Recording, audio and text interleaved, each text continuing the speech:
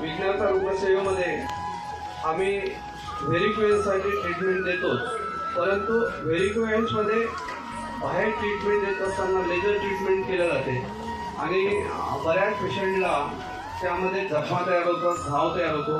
घाव छोटा मोठा नसतो तर तो काही बसतच नाही. त्याच्यानंतर एक 20-20 मिनिटाचा घाव त्या ठिकाणी होत असतो. दादाला सुद्धा त्या पद्धतीने घाव होता आणि मागील 2 वर्षापासून तो घाव बसतच नव्हता.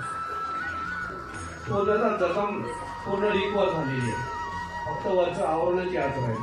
अशा क्रिटिकल पेशंटला सुद्धा विज्ञानता रुग्णसेवेमध्ये कुठल्याही प्रकारचं वरतून औषध न लावता बऱ्याच आजारांमध्ये आपण पाहतो की अलग अलग प्रकारचे क्रीम डॉक्टर लोक वापरत असतात आणि त्यामधून आपल्याला रिलीफ मिळतो.